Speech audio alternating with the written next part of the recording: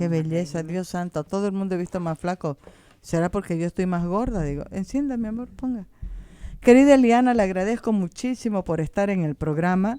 La he invitado a Eliana porque miércoles que me gusta, y lo digo, además no tengo ningún reparo de decirlo públicamente, me gusta la coherencia del trabajo que hace Eliana, pero junto a Eliana un equipo muy importante de ciudadanos que se dan tiempo, le quitan tiempo a su trabajo, a sus preocupaciones personalísimas, para pelear por algo que deberíamos estar peleando todos, que tiene que ver con el medio ambiente.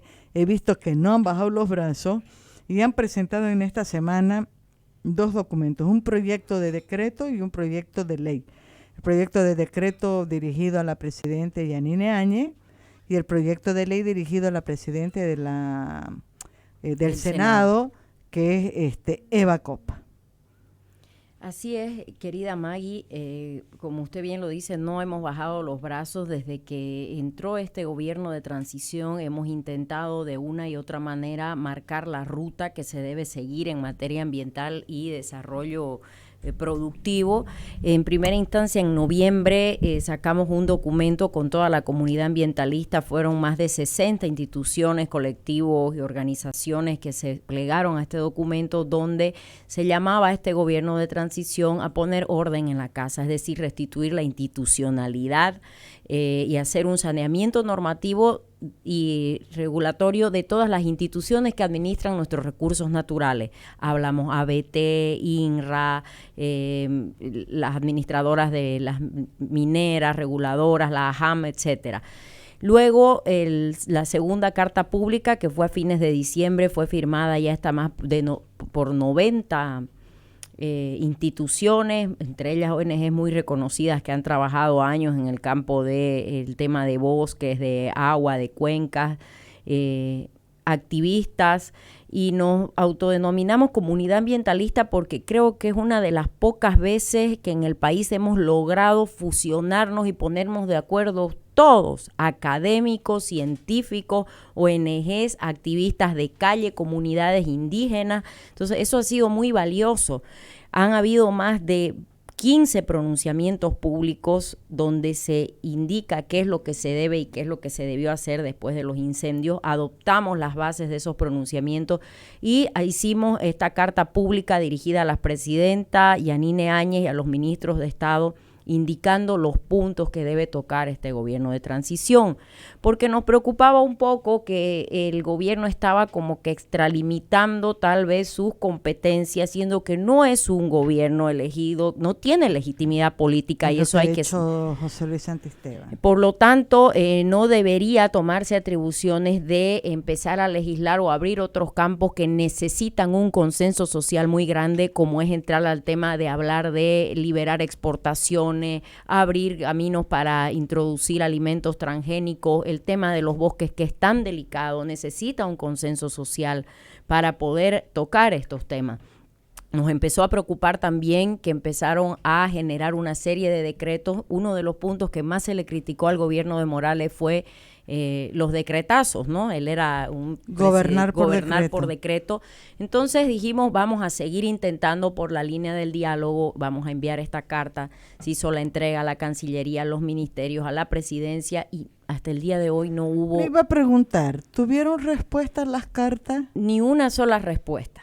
Sin embargo, vimos cómo con otros sectores sí hubo un gran acercamiento. Sí, se han reunido con el sector agropecuario. Han estado en la inauguración del año de la soya, la misma presidenta en persona, la ministra ha estado acompañada del sector productivo de manera permanente. Ni bien asumió el ministro de Desarrollo Productivo, ya liberó exportaciones, ya han dado un decreto para que empiecen a cortar los plazos para el ingreso de la soya transgénica resistente a la sequía.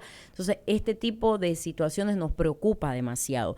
Y es por esto que, además, ante la inacción de los legisladores, senadores y diputados, Maggie, que todos ellos fueron parte de la aprobación de estas leyes, porque fueron aprobadas por unanimidad además, las leyes incendiarias. Exactamente, no fue solamente que el MAS usó sus 2/3. No fue así, fue por unanimidad. Es más, la bancada cruceña era una de las que más presionaba para la aprobación de esta normativa, y como estaban de grandes amigos con el MAS en aquella época,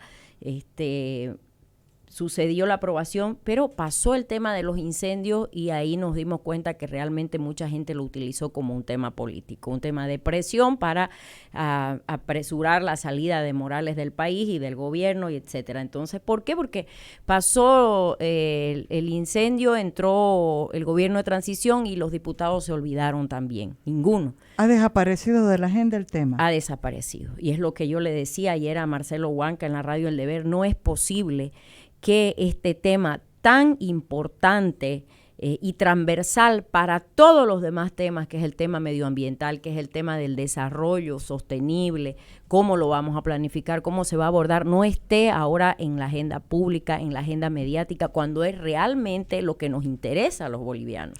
Eliana, ¿qué autoridades deberían de haber respondido a las cartas que ustedes han enviado?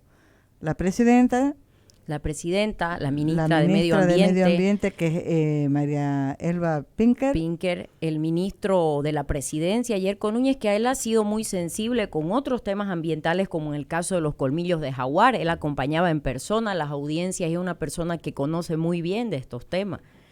Entonces, y otro tema que así fue para nosotros un baldazo de agua fría fue la liberación. Han eximido a las cooperativas mineras de hacer los estudios de licencia ambiental para empezar a explorar y explotar. Eso es tremendo. Entonces, son medidas que realmente nos han llevado ya a tomar acciones. La primera, que viene el Tribunal Internacional de la Naturaleza, llega el 15 de marzo directamente a Santa Cruz a hacer el recorrido por la Chiquitanía. La denuncia la presentaron los hermanos indígenas de comunidades chiquitanas el año pasado en el marco de la cumbre que se llevó a cabo en Chile. La cumbre se trasladó, pero ahí se dieron las audiencias para ver a quién le daba prioridad el tribunal, y el tribunal dio prioridad al caso de los incendios en la Chiquitanía. Entonces viene a Bolivia a hacer la investigación, llega el 15 de marzo, vienen a hacer la investigación in situ a la Chiquitanía, a reunirse con comunidades indígenas, con colectivos urbanos, vienen a buscar también una audiencia con la presidenta del Estado, con ministros, y luego ellos se van con la información y tienen su dictamen en un tiempo. ¿Qué peso tiene el dictamen de esta instancia, Eliana? Bueno, debería ser vinculante, esa es la idea por lo menos de los países que suscribieron y estuvieron de acuerdo con que se cree este tribunal. Es gente que tiene muchísimo peso y trayectoria a nivel internacional en materia ambiental, en materia de desarrollo sostenible, y entonces nuestra esperanza es que sí, evidentemente, se ha tomado en cuenta este fallo del tribunal, no como el anterior del TIMNI, que hicieron su fallo, su informe, y me recuerdo que en aquella época el ministro Romero se rió y dijo, más o menos no vamos a vivir de pajaritos y de árboles, ¿no?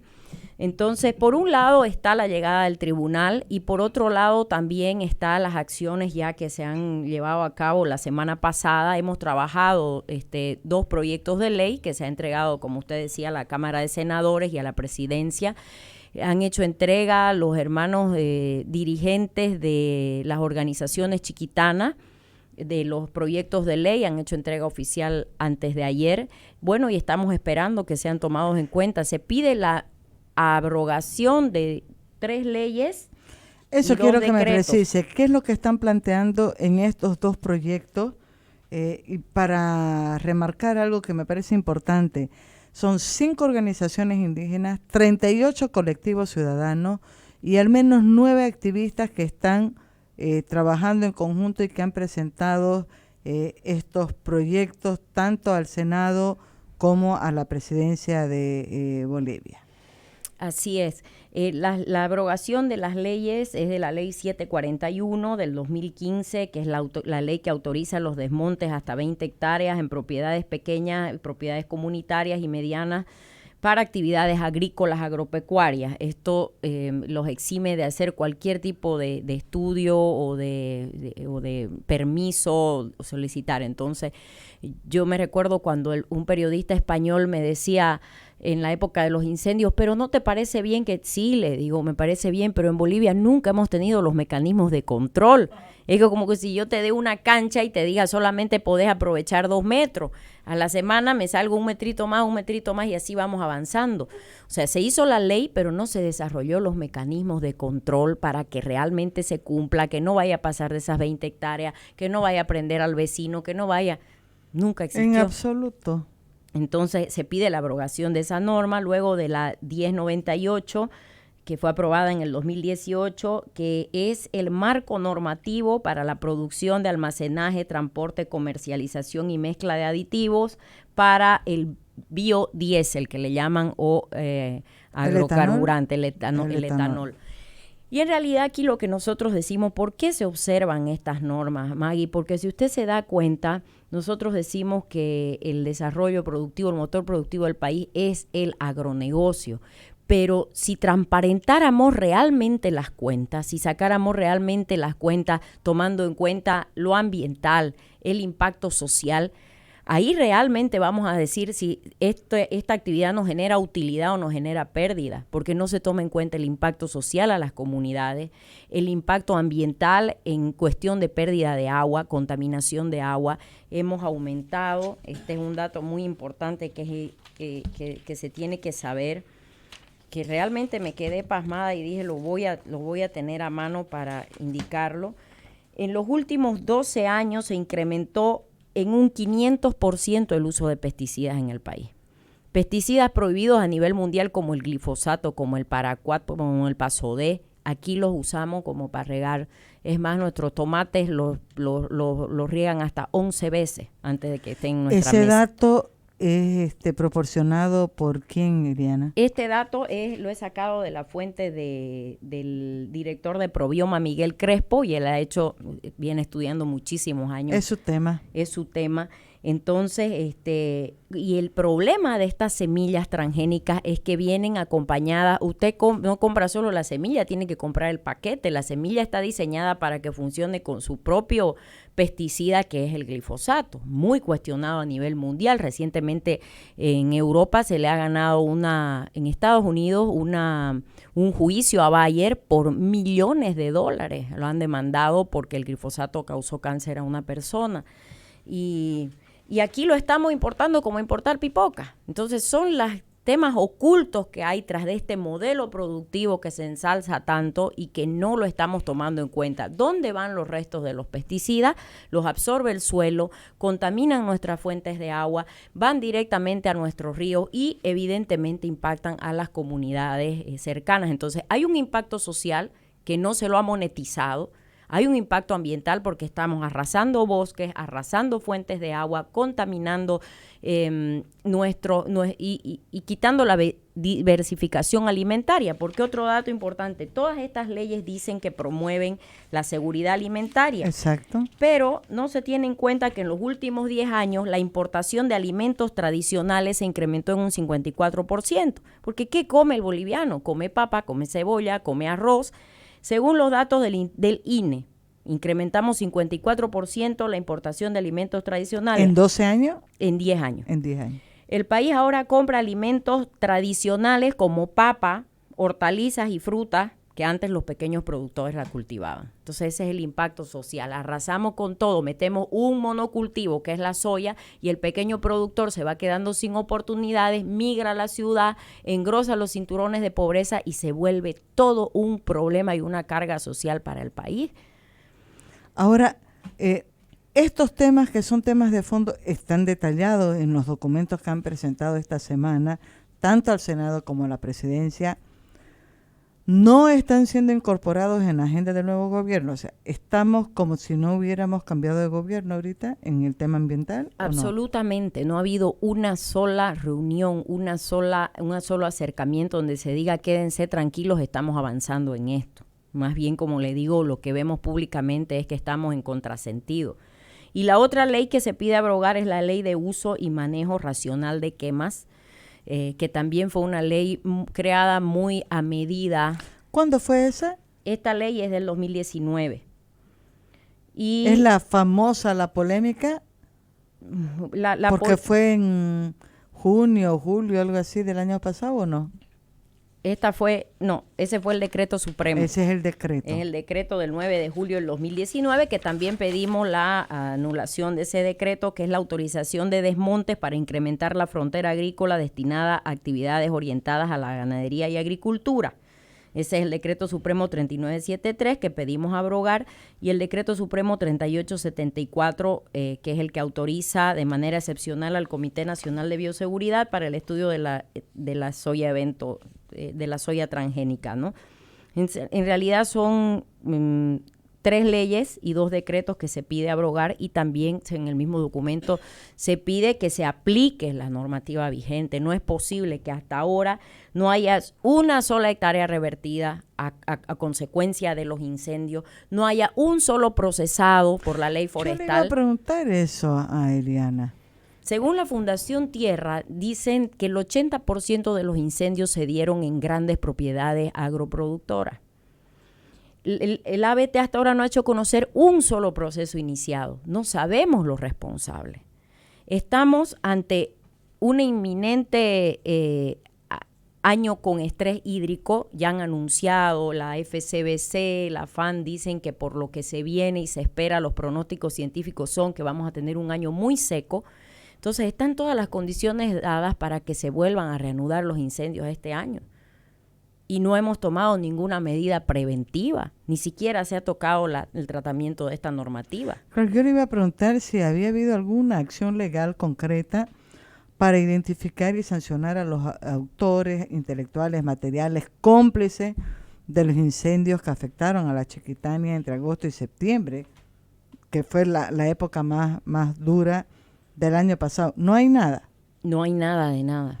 Y tampoco hay una acción para corregir todas estas normativas que dieron pie o facilitaron que suceda este desastre. Tampoco. Entonces, si lo están haciendo o no, nadie lo sabe, no ha sido de conocimiento público, y nosotros, por lo menos, lo que esperaba el pueblo boliviano con toda seriedad y responsabilidad es que este gobierno, una vez asuma, se comprometa a iniciar estos procesos, a hacer seguimiento, identificar culpables y no estar regalando plantines como están haciendo en la Chiquitanía, ¿no? Que no tiene nada que ver. Corresponde. Eso no resuelve el problema de fondo. Y estamos terminando febrero y ya comienza marzo mañana. Y yo recuerdo que el año pasado, Eder Santibáñez viene aquí, hacemos una entrevista, y él habla de una primera denuncia que hacen, si no me equivoco, en febrero a la ABT sobre unos incendios. Asentamientos. O sea, ya en febrero, en un mes como este, si no se toman acciones en este momento, es muy probable que se repita una emergencia, un desastre como el que hemos vivido el año pasado, Eliana. Por supuesto, Maggie, están las condiciones dadas para ello. Estamos terminando en marzo la época de lluvia y usted ha visto. Poca lluvia. Poquísima además, ¿no? lluvia. Entonces, todo está dado como para que se vuelva a generar un ambiente tal cual sucedió el año pasado, un ambiente climatológico. Preocupa que no tenemos las condiciones para hacer frente a otra situación así. No se ha tomado ninguna medida preventiva. Se organizaron unas mesas de trabajo en la gobernación que funcionan a puro pulmón, además, Maggie. Todos son voluntarios, ONGs, etcétera, etcétera. No hay recursos económicos para hacer funcionar. ¿Están funcionando esas mesas? Están, no. Pero no existen los recursos económicos para ya implementar, ¿no?, las medidas, los planes de restauración. Los bomberos también están sin ningún apoyo. Se había pedido que se abra un catastro nacional de bomberos, un seguro mínimo, pues un seguro de vida para los bomberos y de salud. O sea, no se ha avanzado en nada, y es realmente preocupante. Y nosotros como sociedad civil decimos, ¿otra vez vamos a tener que cargar con este fardo? Ahora, Eliana, ustedes se han fijado un plazo para obtener respuestas. Si no obtienen respuesta en este plazo, pensar en algunas otras acciones, o todavía no. Nosotros ya estamos con acciones paralelas, acompañamos estas acciones oficiales como faculta la ley. Es una iniciativa legislativa facultada por el artículo 162 de la Constitución, que cualquier ciudadano puede hacer una propuesta de ley, ¿no? Y paralelo a ello acompañamos con el activismo, que siempre lo hacemos. Ahora hemos abierto ahí aproximadamente 12 libros notariados circulando por toda Bolivia, donde estamos recolectando firmas para apoyar la abrogación de esta normativa incendiaria. Están los libros en Santa Cruz, en La Paz, en Trinidad, en Tarija, en Cochabamba, en puntos como la Plaza 24 de Septiembre, Universidad Gabriel René Moreno, universidades privadas. Vamos a estar visitando. Si alguien nos quiere colaborar con la recolección de firmas, por favor, contactarse con la página de Facebook del colectivo Árbol, mandar ahí un messenger indicando de que quieren colaborarnos. En Santa Cruz tenemos 3 libros. Uno está manejando el Colegio de Biólogos, otro el museo y otro el colectivo Árbol. Entonces, el museo... No, el que es Mercado.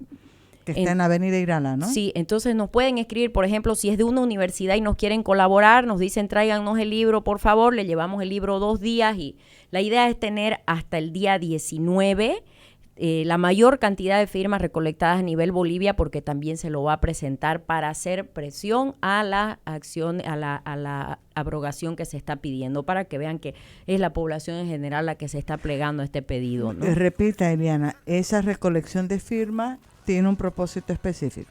El propósito específico de la recolección de firmas es apoyar la abrogación de la normativa que permitió los incendios en nuestros bosques el año pasado. Fueron más de 6 millones de hectáreas incendiadas, fueron más de 11 áreas protegidas a nivel nacional, departamental y municipal afectadas, muchas, 100.000 personas dentro de comunidades indígenas, muchas comunidades indígenas que hasta ahora no se recuperan, y las cifras dicen que más de 2 millones de animales muertos, ¿no?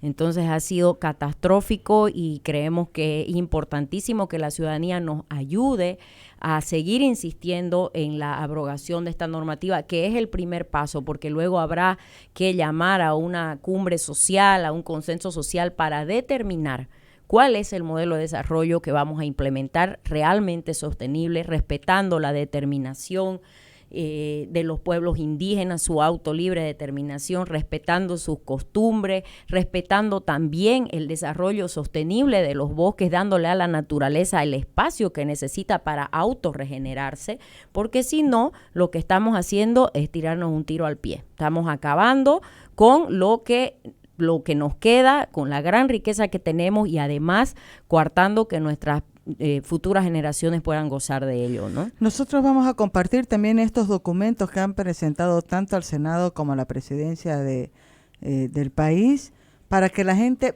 pueda leerlos con detenimiento, se informe perfectamente de qué se trata y repetir. Compartamos la página del colectivo, repetir los 3 lugares donde hay libros y a dónde puede la gente comunicarse si quiere apoyar. ¿Está sonando algo?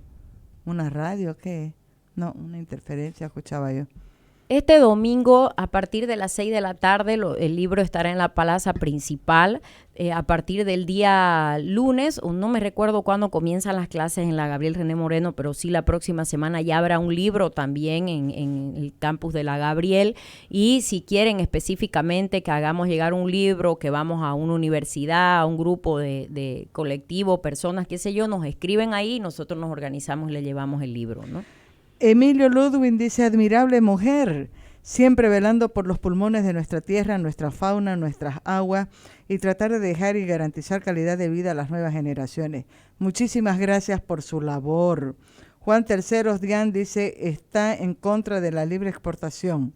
Le invito a estudiar un poco de economía y cómo está la economía del país antes de oponerse a algo.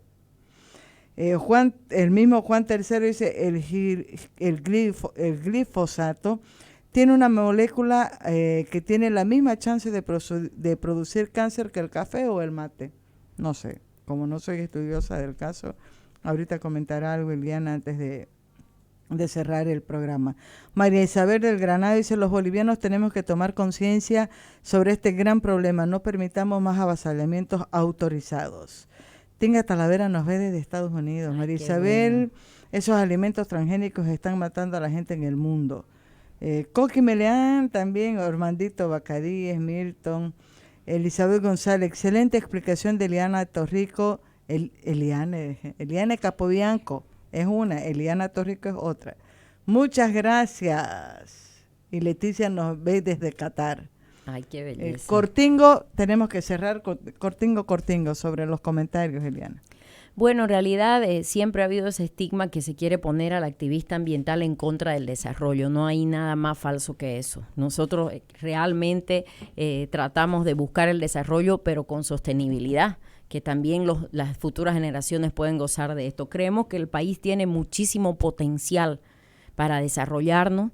No podemos seguir las recetas que en países vecinos han fracasado. Tenemos todo lo que ha sucedido en el norte argentino, lo que está pasando en Brasil, lo que ha pasado en Chile con los monocultivos de palta, que han habido éxodos de grandes comunidades porque se les acabó el agua.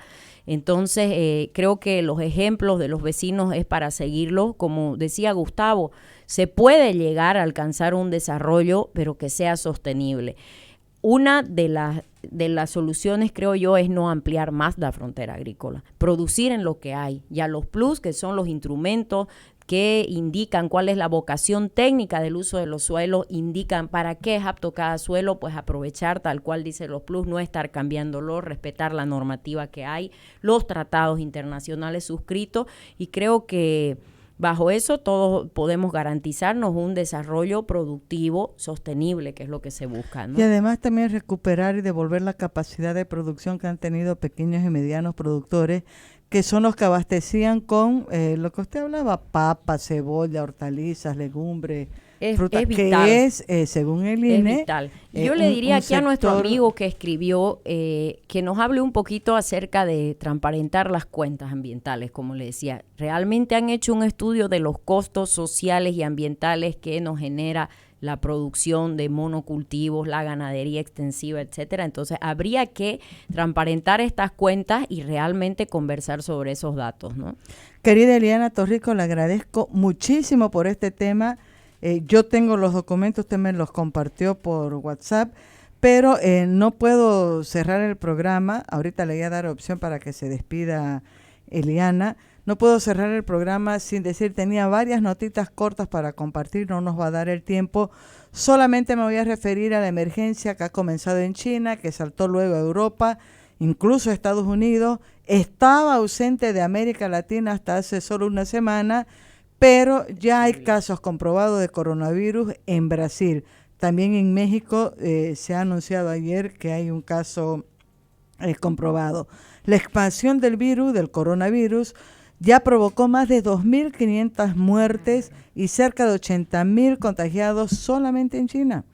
Ha llevado a la Organización Mundial de la Salud a advertir que el mundo debe prepararse para una potencial pandemia. No es que en este momento estemos viviendo una pandemia, pero todo apunta a que puede llegar a ese extremo si es que no se toman precauciones y previsiones urgentes. Preocupa de manera especial el repentino aumento de casos en Italia, Irán y Corea del Sur. Según la Organización Mundial de la Salud, ya hay 2.078 casos reportados en 28 países fuera de China, que han resultado en 23 muertes. Es importante tomar previsiones, estar adecuada y oportunamente informado, pero sin caer en alarmismo y menos aún alimentar noticias falsas, por favor. El virus está afectando más a hombres que a mujeres, está dejando sorprendidos a médicos e investigadores por casos de personas que habían ya recuperado, habían pasado por la enfermedad, estaban supuestamente sanos y han tenido recaídas, algo que no sucedía con otros tipos de virus. El CDC de Santa Cruz está coordinando acciones para afrontar posibles casos de coronavirus en el departamento. En La Paz hubo una alerta, pero fue descartada. Con eso, Eliana, nos despedimos. Muchísimas gracias, Maggie, y pedir e invitar a todos los ciudadanos de Bolivia que nos sumemos a esta fuerza común que estamos haciendo por proteger nuestros bosques, por prevenir desastres ambientales. Creo que es tarea de todos y a eso los invitamos, a que se sumen a ello. Queridos, nos despedimos de ustedes y también de febrero. Se acabó febrero con un 29 de febrero, año bisiesto. Mañana comienza marzo, tercer mes del año. Comencémoslo con pie derecho. Vamos a la plaza a firmar el libro.